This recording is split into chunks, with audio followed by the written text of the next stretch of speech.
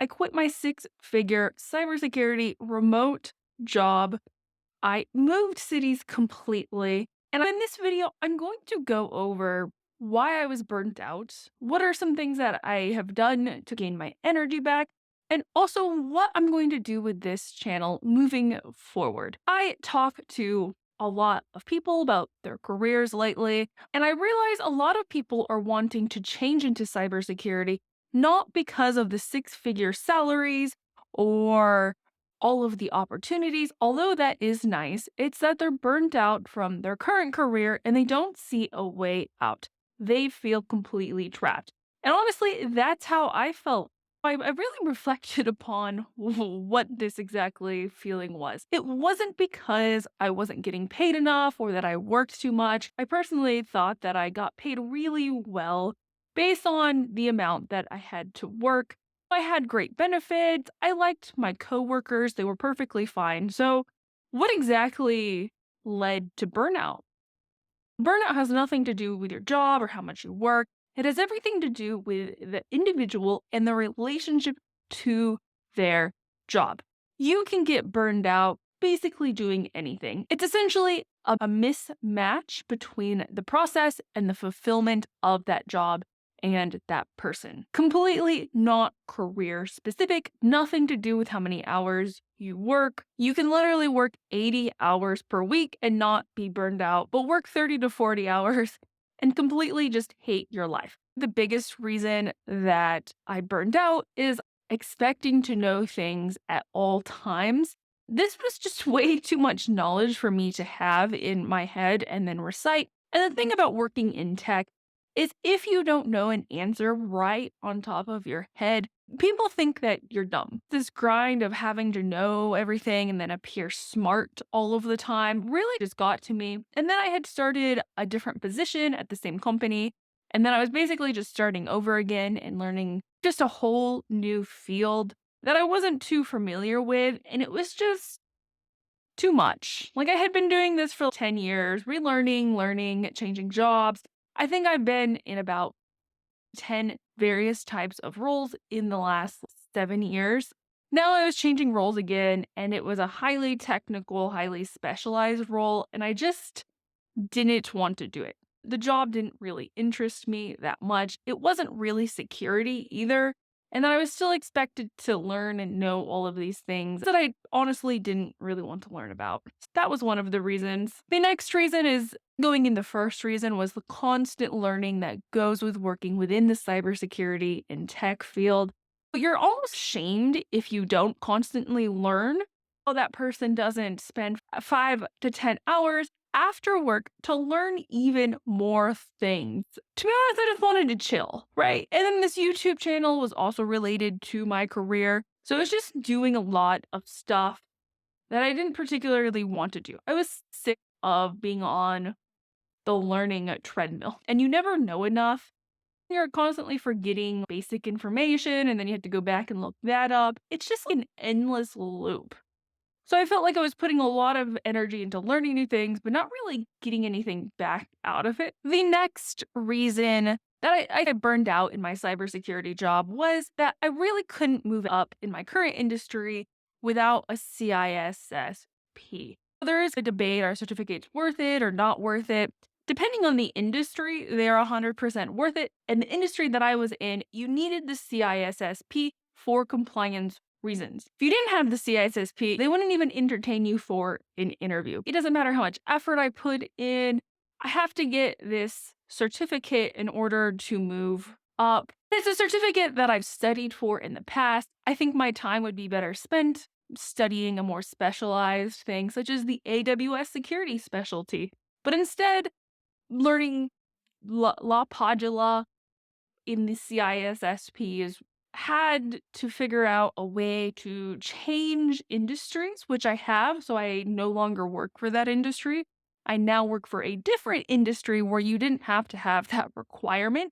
The next reason is I was basically in every kind of part of my life just doing something I didn't particularly want to do because of some external thing. For instance, this YouTube channel. I originally started it because I just liked making videos. It was an insane amount of fun. And then, as I progressed, then it's like I'm just making videos for the algorithm so I can get views. And I'm not really making any videos that I want to make. How can you start a cybersecurity career videos can you really make? Well, I was always raised with the notion that liking is optional. So I never really questioned, do I actually like what I'm doing right now? And if I don't, does that matter? My answer used to be no, until I just burned out. I hated everything, to be honest. If you're just doing things just to do them to make money or for some external validation, like the algorithm and those sweet views, you're probably going to end up burnt out because there's a misalignment between you and what you're doing. You really have to do it for yourself. And the next reason, it was just like a complete lack of boundaries. Not that I was working a lot, it was more of like a thinking thing. So even when I was off the clock, I would be thinking about work or some other thing that I didn't particularly want to do. And so those thought patterns lead you to a hatred of everything and just burning out completely, but then also feeling like you should be doing more because you're not doing it anymore. So you should be working even though you're not working. For instance, this video. Part of me is I probably shouldn't post this because it probably won't do that well. But the other part of me is I'm sure I really want to post it just because I want to post it. So that type of thinking is like contradictory and very energy draining. Those are the reasons why I burned out. So what am I doing to recover? So essentially what I'm doing to recover is number one, I just started doing things I wanted to do, regardless if they have a return of investment or they're good money making opportunities.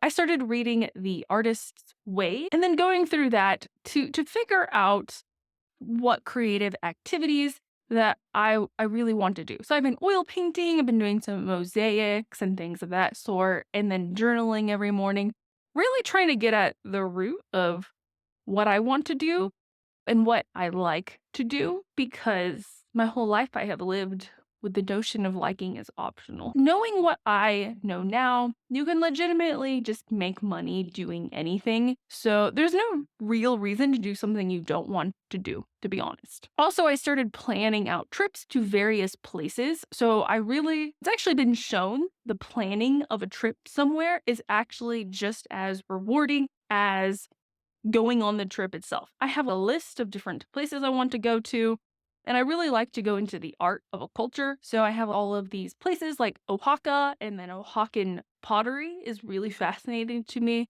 So I'll probably go to Oaxaca and take a pottery class and then do that. Going to Lisbon, Portugal, and then seeing how those tiles are making, going to Turkey and doing carpet weaving and things of that sort. The fact that I have something to look forward to that isn't what I'm doing now honestly just excites me. And then I have a whole world to basically explore on the internet. The next thing I did is I changed my job. I have started a new position as an information system security officer in a different industry than I was in. So now, instead of implementing technical controls, I'll be the one guiding what controls are put into place, which is pretty cool. And also, I've decided that a virtual CISO might be my next career hop. I also had been going back and forth on this. You have to take a look at where you are and what type of person you are. For instance, I really think I would like the strategy aspect of becoming a virtual CISO. I've been in so many different types of environments. I can usually spot what's wrong with an environment pretty quickly. Also, as a virtual CISO, you're more of a consultant than you are an employee. Now, in order to do that, I am taking like kind of a step down. So, information system security officer is now my position. So, the next step after that would be a CISO. Not quitting cybersecurity. I actually do like security and then all of that comes along with it. It's just maybe I'm burnt out on the technical side. And then also the culture of technical people, I may not 100% vibe with. I'm not someone who you would think as like a security engineer. Right. Which leads me to the last question. What is next for this cybersecurity YouTube channel? I'm burnt out on creating the same how to start a cybersecurity videos, even though I do have a couple of those coming up. That is because I genuinely have a different perspective than I did from the other 100 videos that I created on this topic. But then my videos are going to be mostly just technical topics that I'm learning about at the time. Now, it's hard to do this because I'm addicted to those sweet, juicy views that I get. And if you're in this space, you know the technical topics usually don't really get that many views. But to be honest, I would rather do that. And right now, I'm like diving deep into AWS and in cloud security. And I love learning about it. And then I love teaching about it. So that's probably what I'm going to be mostly focused on. That's basically the story of my burnout, things that I'm doing to not be burnt out. What's the opposite of burnout? I'm not entirely sure. And then the future of this channel. So if you have any questions, leave a comment below and I'll talk to you there. Bye.